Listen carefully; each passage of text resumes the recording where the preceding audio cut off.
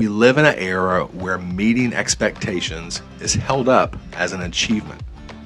When you are the unicorn that prioritizes exceeding expectations on a continual basis, your current clients will become your staunchest advocate in convincing prospects you'll be on their side as well. Whether you're here as a colleague in consultation, exploring advising as a vocation, or considering a partnership in employee benefits with my team, I hope you find value in these thoughts. Apply this truth to both your personal and professional relationships. Make it as clear as you can to all you meet you're on their side, working with them and not against them. In other words, put the needs of others before your own and surround yourself with folks that do the same. I'm Shane Wingo, and you're listening to the Working With Them podcast.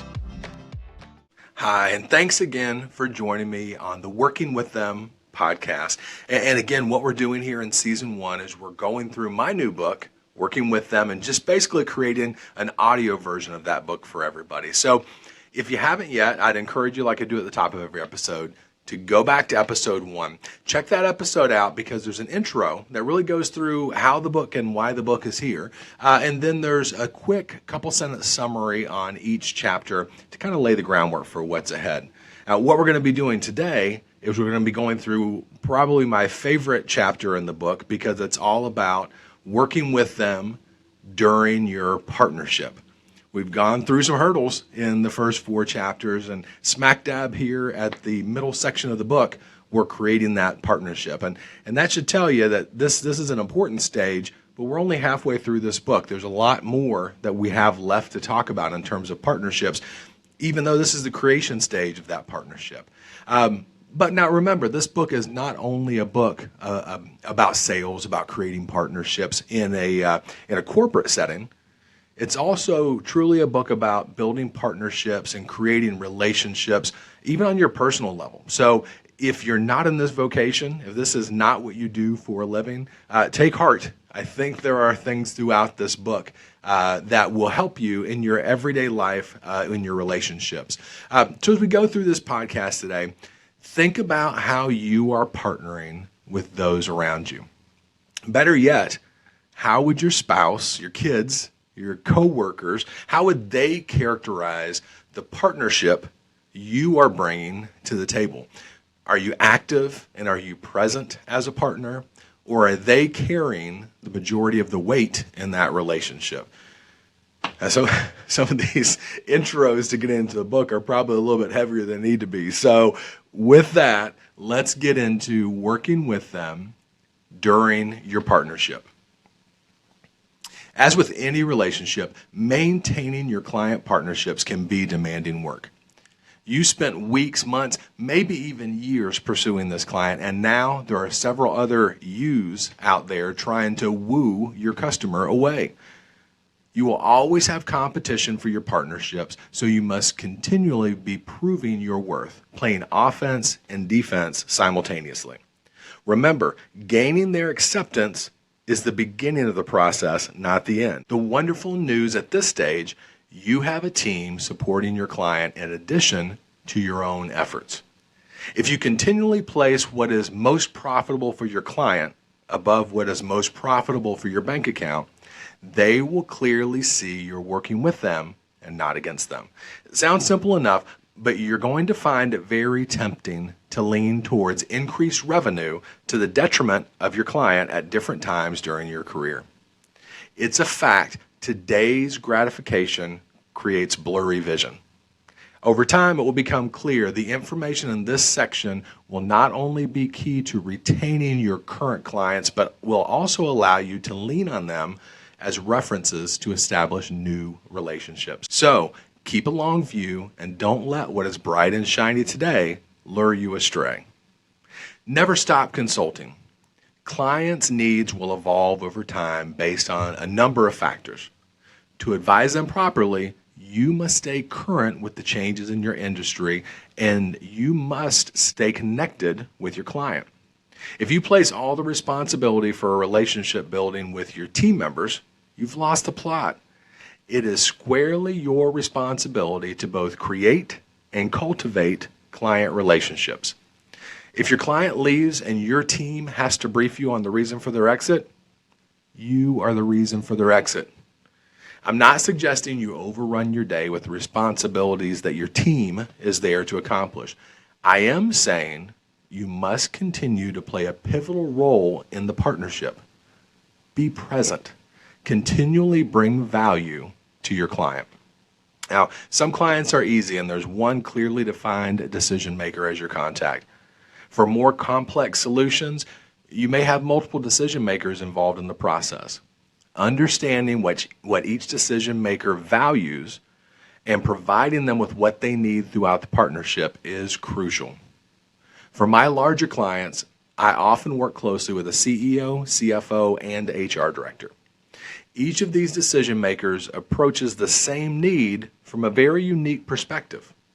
To ensure you have proper buy-in from each member, you must view the need through each of their eyes and present your solution in a way that speaks to what each member values.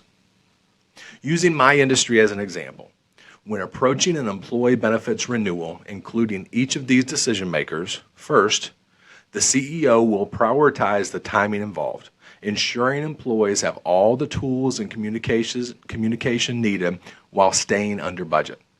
High-level view, knowing we have the buy-in of both the CFO and the HR director. The CFO will prioritize the budget and timing of solidifying the figures, as many benefit plans will renew in coordination with their organization's fiscal year.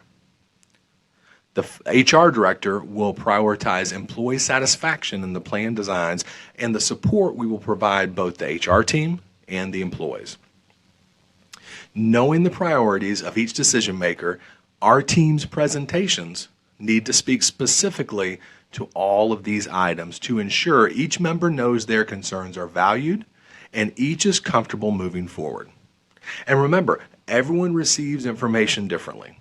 Once you've built a rapport with your decision makers and know a bit more about their personalities, cater your messaging to their sensibilities. Throughout your partnership, problems will arise. In almost every case, how you respond to these problems is exponentially more important than the issue at hand. Be the first to address the situation. Do not allow minor circumstances to grow into situations that will create a wedge. To do this effectively, you must maintain a closeness with your client, and you must be an active member of your service team. You cannot be proactive if you're the fourth person to be aware of an issue your client is experiencing. Finally, find time-effective ways to communicate with your client. One message for the masses, even if you deliver that message individually. As your client list begins to grow, it will become increasingly difficult to fit everything into the day. Finding ways to standardize your communication when possible will place time back in your day for prospecting. One of my approaches, and you can always do whatever works best for you, but for me, I have a library of employee-facing videos to make life easier for my HR directors. I will update and add to these videos as needed. About once a quarter, I'm able to send this group of videos to my clients as a touch point with new content and giving them suggestions to send a specific piece to their employees based on what's needed at that time. Find what works for you in your industry. Continued connection is key to your client understanding you are still on their side. Wisely managing your time to allow for client contact and continued prospecting is paramount. Okay, we've reached this episode's story time. I am 100% commission-based, no salary. I'm also in an industry where costs increase on an annual basis, which is largely beyond my control. With that said, this annual increase in cost to my clients will often lead to an increase in my take-home for our family. Industry perk, right? Built-in raises simply by maintaining my client base. There's no insider baseball going on. My clients are well aware our firm is paid a percentage of premium in most cases. After entering the industry in 2018, I had everything to learn. Most of the clients I began partnering with during 2018 and 2019 were enrolled in fully insured medical plans. Stated bluntly, this method of funding leaves a lot to be desired from a long-term planning standpoint. Basically, you do not have sufficient information to even plan for the upcoming year in some cases. As I progressed in my knowledge of the industry, I began moving as many clients as possible into plan types that provided transparency in medical claims data and employee utilization. This allows our team to truly consult with our clients and provides the leverage needed to aggressively negotiate with medical carriers. The results were phenomenal. In 2022, 41% of my clients would pay less in medical premiums than they did in 21. Another 28% saw renewals under the cost of living increase, effectively keeping them flat or saving them money from the previous plan year. So in an industry where the status quo yields a quick raise in take-home pay of about 8%, 69% of my clients would be paying me less for our services in the upcoming plan year. Dim-witted? Some say yes. But as I mentioned earlier, my focus remains on what is most profitable for my client, not my wallet.